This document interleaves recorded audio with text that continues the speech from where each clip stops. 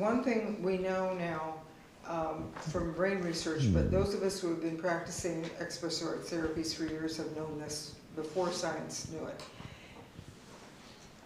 Emotions get lodged in the body. If they aren't expressed or acknowledged in some way, they get stuck in the body. There's no place for them to go. So the only closet we have is the body. And people like Joan Borisenko and a lot of other authors on the subject of body-mind healing have been writing for years about the fact that a large percentage of doctors' visits are really stress-related conditions. Unfortunately, the medical profession tends to go into default mode and prescribe medication to get rid of the symptoms. That's what allopathic medicine does. An alternative is to go into the symptom and to find out what's going on with it, and we're going to do that after lunch. The symptom has a message. The symptom is there for a reason. The symptom is trying to talk. It's talking through the body. And what is it that's talking? Well, it's our soul. If we are not addressing our soul's needs, and that includes our emotions and our inner desires and heart's desires, our real deep wishes, if we're not addressing that and we're not cultivating a connection with it, then the body will suffer. And the stress will go into a physical condition. It will go into a body part, into pain, into a chronic condition or a life-threatening one.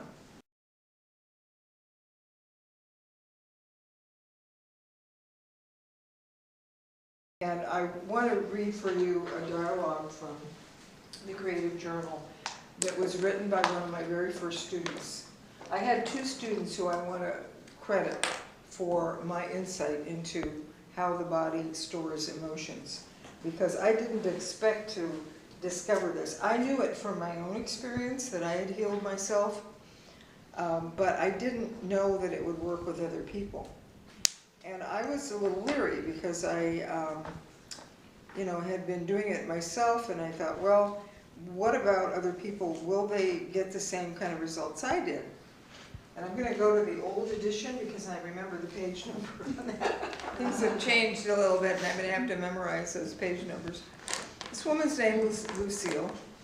I think she's probably passed away now. She was in her 50s in 1976, so she's probably not with us any longer. She called me up and wanted to come to this class, and she signed up for it. And when she got into the class, she told me that her doctor had said that he was going to put her in the hospital for exploratory surgery. She had had chronic cystitis, bladder problems, for 30 years. And she was in her 50s, so she'd had it for a long time. And the doctor said, I'm looking at your chart, and I see this as a chronic problem, and I think we need to check you into the hospital and do some exploratory surgery, get to the root of this. And I want to put you in the hospital next week, and we'll do the surgery. So she came to class, I think it was like on a Thursday night, and she said, this is my condition right now. And it was the exercise where I'm at in my life. She shared that. And I said, well, I'm going to suggest that you do a little dialogue with your body, a little chat with your bladder. And I said, for homework, why don't you do this exercise? And I gave her the formula of dialoguing with the body part. And I think she did a drawing of her bladder. And this is the dialogue she did. And by the way, when the doctor called her and said he was going to put her in the hospital, she called him back after my class the next day in the morning on Friday. She called him and she said, I'm taking this class with this teacher in journaling, and I'm going to have a little chat with my bladder first before we make the actual appointment for the hospital. And there was dead silence on the other end of the phone. And after a while he said, well, look, Lucia, that's all well and good. You can do whatever you want on the weekend. But if the symptoms are still there, you're going into the hospital. That's the deal I will make with you. And are you agreed upon that? Yeah, okay, we're agreed, fine. So she hangs up the phone, she sits down, and she does this dialogue. And her bladder says, I'm your bladder and I don't like the way you're holding back on me. You're not being honest with me. And the bladder says, well, I'm angry. I mean, she says, well, I'm angry. And the bladder says, you're angry? Why don't you tell me what you're angry about? And she says, because I'm just one ball of fury and it's very frightening to me to be so angry. The bladder says, well, it doesn't help me any for you to fill me up with your anger. If you just let some of it out at the time you feel it, instead of holding it in, then the poison wouldn't all back up in me. So if any of you have ever had a bladder infection, I'm sure that your doctor told you, you know what, when you need to urinate, you need to do it then and don't hold it in. Because that's going to cause bladder infections. That's one of the causes. Okay, so now we know what the doctors know. Her bladder says it. I'm not sure you'd love me if you knew how angry I was. Love you, the bladder says. Why? I'd be able to love you more. It's your anger that keeps us apart. But I need that anger because I'm afraid of being too close. Now it sounds like she's talking to somebody in a relationship, right? Well, she is. She has a relationship with her bladder and with anger. What would it mean to you if we did get too close, the bladder says. And she says, well, then you get to know all about me, especially the rotten part.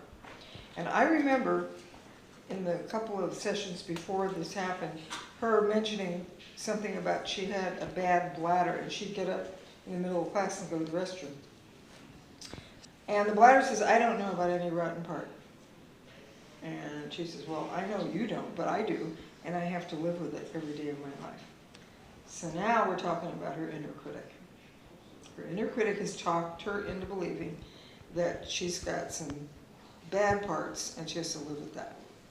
So the bladder says, you mean the part that failed to succeed? Right? Because she thought her bladder had failed her. And she says, well, yes, how did you know? And the bladder says, well, I've known all the time, but that doesn't make me love you less. And she says, do you really mean that? The bladder says, of course I do. I've succeeded to fail, and you failed to succeed. I really don't understand success and failure anyway. And then she says, well, I guess I don't either. That sure makes me feel better. There's too much energy spent on success and failure. I guess I've been too intense about it. It's a good feeling not to have to be concerned or worry whether I'm succeeding or failing all the time. It kind of reminds me of school and being concerned about my grades and whether I passed or failed that particular class. And the bladder says, yeah, the pressure was terrible. Of course, you all know that when your bladder's talking to you, you feel pressure in your bladder. Okay? So these words are not accidents. They're all very connected to the physical experience of that body part. Yeah, the pressure was terrible. I'm glad we don't get grades on our knowledge or performance today. And she says, geez, can you believe the pressures we put on ourselves today when we don't have to? And bladder says, I'm glad we had this talk because I sure feel a lot better. Thanks. So the happy ending to this story was that the bladder symptoms went away on the weekend. And she called the doctor on Monday and she said, well, I don't have any problems. I'm not, I don't have any burning or frequent urination. None of the symptoms are there. And again, dead silence on the other end of the phone. Well, we'll just wait and see. And if it comes back, then you're going into the hospital. Well, it never came back. And I kept in touch with Lucia for many years. She moved to San Francisco. She started teaching creative writing because in the journal class she discovered an inner writer. She wrote some beautiful pieces about her childhood and her teenage years. And then when she moved to San Francisco, she worked at a senior center teaching writing, and she eventually moved to New York. So I visited her there, and I visited her in New York City.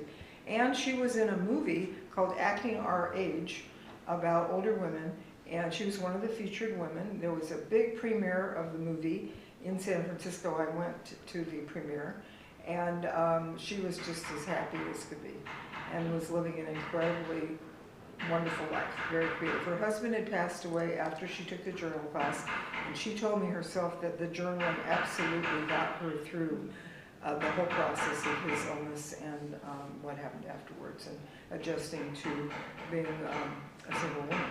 And so that's an incredible story. But she was my teacher with this because I didn't know that this would work for other people the way it would work for me. So I can't guarantee this kind of healing, but I can tell you it doesn't hurt to try it. I have had hundreds of people write to me and tell me they've used one or another of my books or this CD, The Picture of Health, which takes you through an extended exercise of body parts, sensation, reading, kind of a journey through the body, and then drawing a picture of the body parts or the system that's causing problems, that's painful or uncomfortable, and then doing a dialogue with it, with those 4 questions I gave you on your handout. Who are you, or what are you? How do you feel? Why do you feel that way? And what can I do to help you? And then if you don't get the answer to the 5th question, ask, and what are you here to teach me? Those are the questions that any healer or doctor asks you. First of all, who are you? How do you feel? Basically, they want to know what your symptoms are. And then they want to know, in their own mind, what can I do to help you? But before they ask that question, they have to figure out what caused it.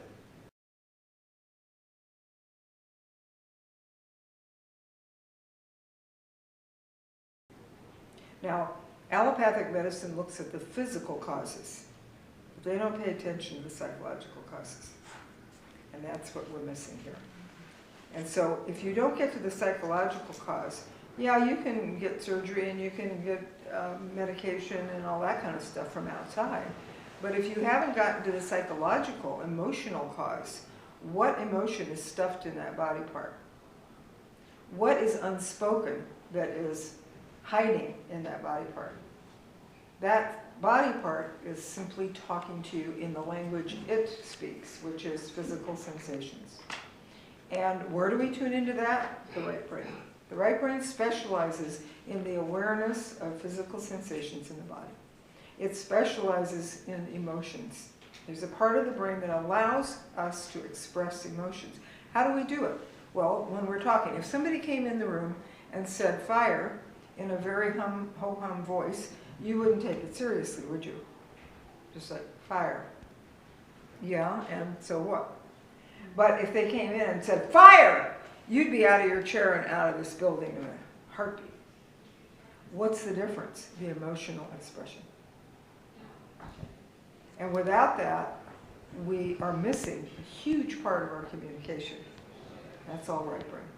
So we want to find emotions in the body. The right brain is the place to get into it.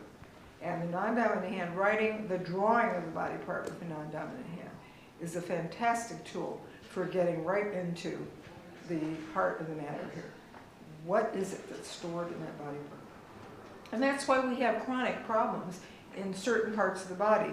Some people carry their tension in their back, some in their shoulders, some people in their head. You know, you pick a part, but everybody's got one or more parts that they tend to accumulate their tension in.